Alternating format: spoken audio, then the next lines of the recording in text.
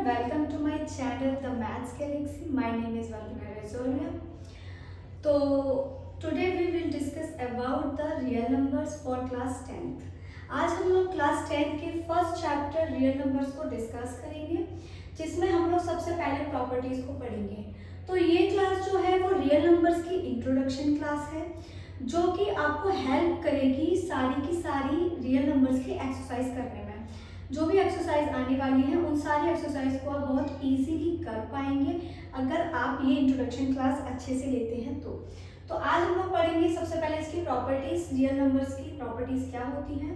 तो real number are the union of both rational and irrational numbers.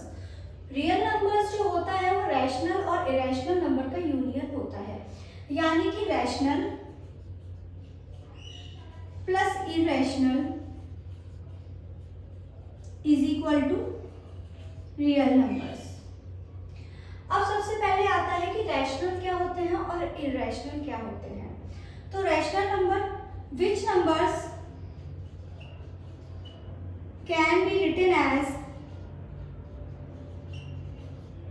P by Q. अगर जिन numbers को हम पी वाई क्यू की फॉर्म में लिख सकते हैं where Q does not equal to 0, उनको हम रैशनल नंबर्स कहते हैं। अब आते हैं हम इरेशनल। तो which numbers can be can not be, which numbers can not be written in the form of p by q is called the irrational number। Way number जिनको हम p by q की form में लिख सकते हैं वो rational, और irrational जिनको हम p by q की फॉर्म में नहीं लिख सकते हैं वो इरेशनल। इरेशनल नंबर के जो एग्जांपल्स होते हैं वो कुछ होते हैं इस तरीके से, √2, √3, √5। और रैशनल नंबर के जो एग्जांपल्स होते हैं वो कुछ इस तरीके से होते हैं, 1/2, 3/4, 7/2। ये आपके क्या होते हैं, रैशनल और इरेशनल। आई होप आप लोगों को ये समझ में आया होगा। चलते हैं नेक्स्ट प्रॉपर्टी पे। तो नेक्स्ट प्रॉपर्टी क्या है देखते हैं। नेक्स्ट प्रॉपर्टी है These number can be expressed on a number line। हम इन नंबर्स को नंबर लाइन पर एक्सप्रेस कर सकते हैं कैसे। मान लीजिए ये कोई नंबर लाइन है, यहाँ पर 0 है, 1 2 3 4। जब हम इसकी तरफ आएंगे तो ये -1, -2, -3। ये क्या है आपके, हमने नंबर्स को किस पर एक्सप्रेस कर दिया, नंबर लाइन पर। तो ये हो गया कि आप इनको एक्सप्रेस कर सकते हैं नंबर लाइन के ऊपर। चलिए नेक्स्ट प्रॉपर्टी है आपकी, these number can B both positive और नेगेटिव। वो बोल रहा है कि ये नंबर जो हैं पॉजिटिव भी हो सकते हैं और नेगेटिव भी। तो जस्ट अभी मैंने आपको बताया था कि इस तरफ जो नंबर्स होंगे वो पॉजिटिव और इस तरफ जो नंबर होंगे वो नेगेटिव। तो जो रियल नंबर्स होते हैं वो पॉजिटिव और नेगेटिव भी होते हैं, नंबर लाइन पर रिप्रेजेंट भी कर सकते हैं, और इनकी एक प्रॉपर्टी होती है कि रैशनल और इरेशनल दोनों होते हैं। चलिए अब हम लोग डिस्कस करते हैं नेक्स्ट प्रॉपर्टी की तरफ। तो एक थ्योरम है,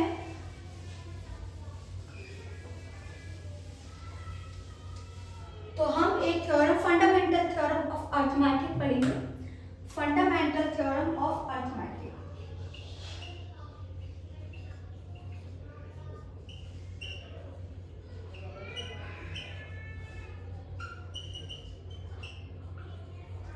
देखते हैं फंडामेंटल थ्योरम ऑफ अर्थमेटिक क्या है।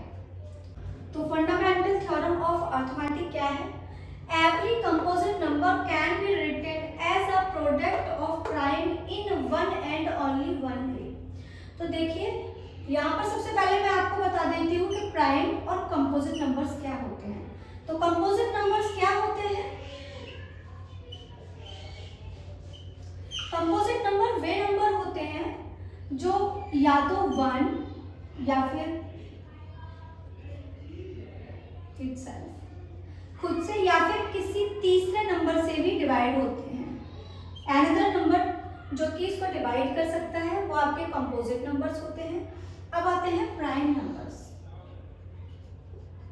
प्राइम नंबर्स वे होते हैं जो या तो 1 से या इटसेल्फ, जिनका factor which have a factor only 1 and itself, and इसके जो होते हैं ये 1 या तो एक होता है या स्वयं होता है या फिर कोई तीसरा नंबर भी जो होता है जो इनका क्या होता है फैक्टर होता है, वो कंपोजिट नंबर्स होते हैं। प्राइम नंबर्स के फैक्टर या तो एक होता है या खुद से होते हैं। The smallest prime number is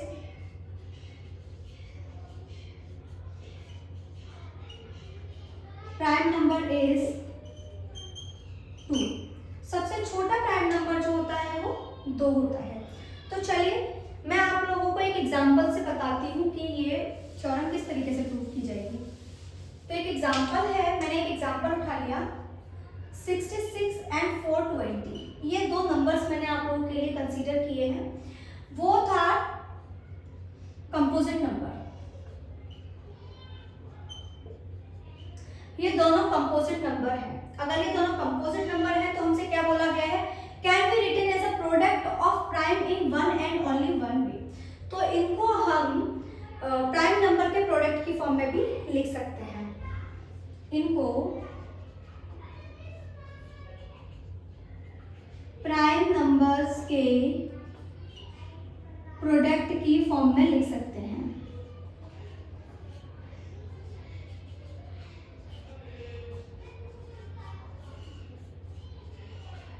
तो कैसे लिख सकते हैं, चलिए सबसे पहले 66 और 420 इज अ कंपोजिट नंबर, इनको हम प्राइम नंबर के प्रोडक्ट की फॉर्म में लिख सकते हैं। कैसे, तो देखिए 66 का हम लोग करेंगे सबसे पहले फैक्टर, तो 2 से किया 33, 3 से किया 11 एंड 11 बन जा 11। 66 के जो प्राइम फैक्टर आ गए तो वो क्या आया आपके 2, 3 एंड 11। अब हम देखते हैं 420 का, तो 420 के प्रोडक्ट भी हम यही कर लेते हैं। क्या आएगा, 2 2 जा 4, 2 1 जा 0, 2 1 जा 2, 0 2 5 जा 10, 3 3 जा 9, 3 5 जा 15, 5 7 जा 35 एंड 7 1 जा 1। तो 420 के जो प्राइम फैक्टर्स आए वो क्या है आपके 2 2 3 5 एंड 7। ये क्या हो गए आपके प्राइम फैक्टर्स। अब हमें इनसे ये पता चल गया कि हाँ जो भी हमारे कंपोजिट नंबर्स होते हैं उनको हम प्राइम नंबर्स के प्रोडक्ट की फॉर्म में लिख सकते हैं। तो आगे देखते हैं। हाँ, तो हम लोग डिस्कस कर रहे थे HCF and LCM using prime factorisation. तो सबसे पहले हमने वही एग्जांपल उठाया है 66 एंड 420। तो हम सबसे पहले इसका LCM निकालना बताएंगे आपको और HCF निकालना बताएंगे। LCM आपका 66 और 420 का क्या आएगा और HCF आपका इसका क्या आएगा। तो देखिए LCM का मतलब होता है lower common multiplication, lowest common multiplication, यानी कि आपका इसमें मल्टीप्लिकेशन क्या हो सकता है। जब भी आप LCM निकालेंगे तो इसमें देखेंगे सबसे पहले तो आप कॉमन देख लीजिए कि क्या क्या कॉमन है और उसके बाद में बचे हुए जितने भी डिजिट हैं सारे के सारे आप एक साथ लिख सकते हैं। तो जैसे कि इसमें 2 और 2 कॉमन है, 3 और 3 कॉमन है, इनको लिखने के बाद में जो भी डिजिट्स बचे हैं दोनों में वो एक साथ लिख लीजिए। 2 into 2 into 3 into 5 into 7 into 11, ये आपका क्या है, ये आपका हो गया LCM। 2 लिखा मैंने, ये वाला 3 लिखा मैंने, इसके बाद में 2 बचता है, 5 बचता है, 7 और 11, मैंने ये सारे एक साथ लिख लिया, ये आपका LCM हो गया। LCM आपका आया 4620, ये आपका LCM हो गया। अब आता है हाईएस्ट कॉमन फैक्टर यानी कि HCF। HCF का मतलब होता है कि इन दोनों में जो भी कॉमन है वो HCF है। तो जो कॉमन है सिर्फ वही, उसके अलावा सब छोड़ देंगे। तो हमारे पास क्या बचा 2 क्रॉस 3 इज इक्वल टू 6। ये हमारा क्या आ गया LCM and HCF। Is it clear. अब हमारा एक कॉन्सेप्ट बचता है रिलेशन बिटवीन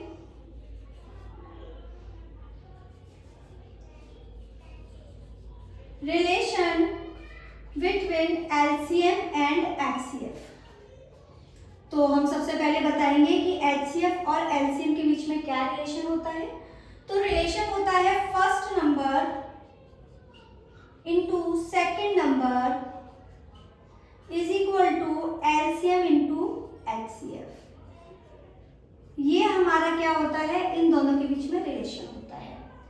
फर्स्ट नंबर को मैंने ए कंसीडर किया और सेकंड नंबर को मैंने बी। इसे हम थोड़ा सा शॉर्ट कर लेते हैं। ये हमारा क्या हो गया, रिलेशन हो गया। इसको आप अच्छे से याद रखिएगा क्योंकि इस फॉर्मूले से आपको बहुत सारे क्वेश्चंस करने को मिलेंगे। मैं फिर से वही एग्जांपल उठा रही हूँ 66 और 420। तो मैंने एग्जांपल उठाया, मैंने बोला कि फर्स्ट नंबर जो है वो 66 ले लिया, सेकंड नंबर मैंने 420 ले लिया and LCM is equal to 6। हम लोगों को एलसीएम फाइंड करना है कि एलसीएम क्या होगा। तो जो फर्स्ट नंबर है वो 66 है, सेकंड नंबर 420 है, एचसीएफ 6 है। एलसीएम फाइंड कीजिए। तो फॉर्मूला हमारे पास ये है, तो इसमें पुट करते हैं। First number 66, second number 420 is equal to LCM into HCF 6। चलिए जो कटता है उसे काट देते हैं। 6 से 11 टाइम गया, 11 का मल्टीप्लाई कीजिए, 11 4 44 एंड 46। आपका एलसीएम क्या निकल कर आया बेटा, 4620।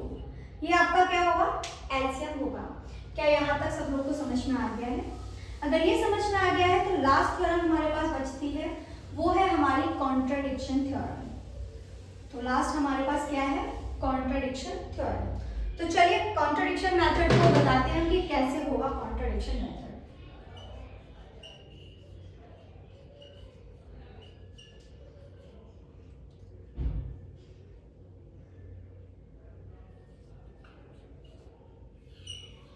कॉन्ट्राडिक्शन मेथड क्या होगा, चलो देखते हैं कॉन्ट्राडिक्शन मेथड। तो कॉन्ट्राडिक्शन मेथड में हम लोग क्या करते हैं कि हम लोग लेकर चलेंगे कुछ और प्रूफ करेंगे कुछ और, उससे हमारा विरोधाभास उत्पन्न होगा, जिससे हमारा प्रूफ होके आएगा, उसे हम कॉन्ट्राडिक्शन मेथड बोलते हैं। तो कॉन्ट्राडिक्शन मेथड में हम लोगों से प्रूफ कराया जा रहा है। एज एग्जांपल हमसे क्वेश्चन दिया गया, प्रूफ √2 इज इरेशनल। हमसे बोला गया है कि प्रूफ करना है √2 इरेशनल नंबर है। अब हम इसमें अप्लाई करेंगे कॉन्ट्राडिक्शन मेथड को। तो यहां पर हम लिखेंगे प्रूफ। तो हम यहां पर प्रूफ कैसे करेंगे, हम लोग लेकर चलेंगे कि ये इरेशनल ना होकर क्या है, रैशनल है। क्या है ये, इरेशनल ना होकर √2 एक रैशनल नंबर है। तो consider √2 is a rational number. √2 is a rational number. अच्छा, रैशनल नंबर के बारे में सबको पता है कि rational number which number can be represent as a p/q। तो जिन्हें हम p/q की फॉर्म में लिख सकते हैं वो हमारे क्या होते हैं, रैशनल नंबर होते हैं। तो हमने क्या किया, √2 को रैशनल नंबर लिया, तो √2 इज इक्वल टू a/b। तो हमने ले लिया कि √2 क्या है, a/b के बराबर है।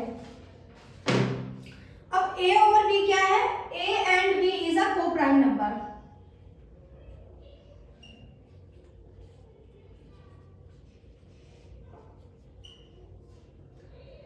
√2 इज अ रैशनल नंबर। √2 को मैंने a/b के बराबर रखा।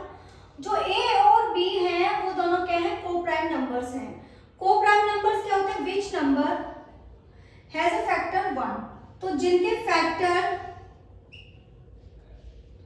फैक्टर जो होते हैं वो क्या होते हैं, ओनली 1 होते हैं, उसे हम क्या बोलते हैं, को प्राइम नंबर्स बोलते हैं। तो ये क्या हो गया, √2 इज इक्वल टू a/b।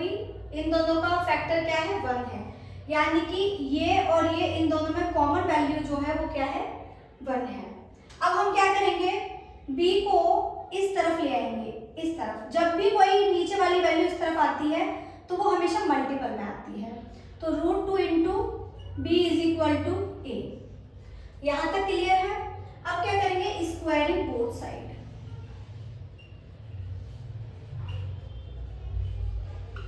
हम दोनों तरफ स्क्वायर कर देंगे। तो चलिए स्क्वायर कर देते हैं। √2b का square is equal to a का स्क्वायर। Root two. स्क्वायर जो होता है वो रूट कैंसिल कर देता है, तो जब रूट स्क्वायर कैंसिल कर देगा तो हमारा क्या बचेगा, 2b² is equal to a²। अब हमें यहां से क्या क्लियर होता है, देखिए यहां से क्लियर होता है कि a² is divisible by 2, a² is divisible by 2, is divisible by 2। a² 2 से डिवाइड हो सकता है, जब a² 2 से डिवाइड हो सकता है तो a भी 2 से डिवाइड हो सकता है, तो a is also divisible by 2।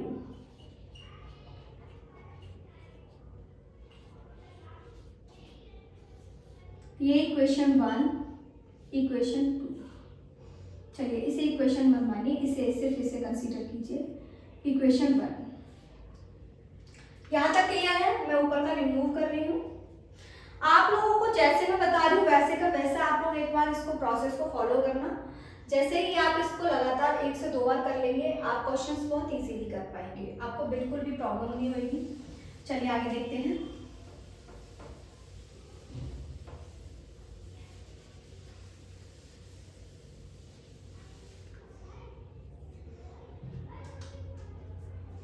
Let consider a is equal to 2c, where c is any integer, c is a integer। यहाँ पर c क्या है, कोई इंटीजर है। तो हम लोगों ने a को क्या कंसीडर कर लिया, 2c। a को क्या कंसीडर किया है हमने, 2c। अब जो a को हमने 2c कंसीडर किया है इसे हम इक्वेशन 1 में रखेंगे। हमारे पास जो इक्वेशन 1 दे रखी है a की वैल्यू को हम इसमें पुट कर देंगे, तो पुट इन इक्वेशन 1 2b² वैसे का वैसा ही रहेगा, a की जगह पर हम क्या लगाएंगे, 2c। देखिए a के ऊपर स्क्वायर है तो हम इसके ऊपर भी क्या लगा देंगे, स्क्वायर। चलिए अब इसे सॉल्व कर लेते हैं। 2b² is equal to 4c²। 2 से 4 को कैंसिल आउट करते हैं, 2 2 जा 4। b² is equal to 2c²। हमारे पास ये निकल के आया।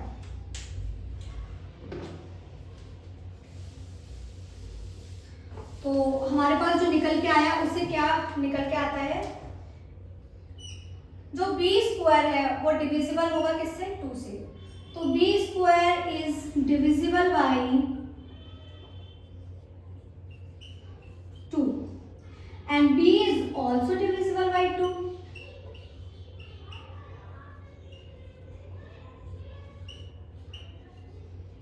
ये इक्वेशन हमारी 2 हो गई। फर्स्ट इक्वेशन क्या थी कि a² भी 2 से डिविजिबल था और a भी 2 से डिविजिबल था, और सेकंड इक्वेशन है b² भी 2 से डिविजिबल है और b भी। जबकि आपको याद होगा कि हमने जो स्टार्टिंग में लेकर चले थे वो हम लेकर चले थे √2 is equal to a/b and a/b is a coprime number. और को-प्राइम नंबर का मतलब होता था कि इन दोनों का जो फैक्टर है वो क्या है, 1 है। लेकिन यहाँ पर तो इन दोनों का फैक्टर क्या निकल के आया है, 2। a को भी 2 से डिवाइड किया जा रहा है और b को भी। तो यहाँ पर क्या समझ में आता है कि यहाँ पर कॉन्ट्राडिक्शन हो रहा है। क्या हो रहा है, कॉन्ट्राडिक्शन हो रहा है। यानी कि हम a और b को लेकर चले थे को-प्राइम और हम लोगों ने प्रूफ कर दिया कि को-प्राइम है ही नहीं, यानी कि उनका जो डिविजिबल था यानी कि फैक्टर जो था वो 1 था, और जो हमने लास्ट में निकाला है वो क्या निकल के आया, फैक्टर 2 निकल के आया है। यानी कि ये हमारा प्रूफ होता है। So this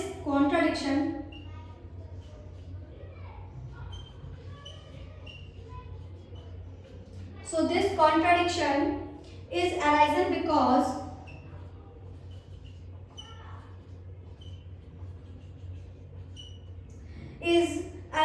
of our wrong assumption।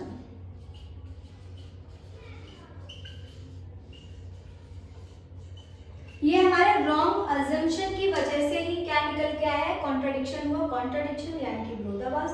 दो चीज़ों के बीच में विरोध उत्पन्न हुआ। तो इट इज क्लियर कि proof that it is proof root 2 is a irrational number.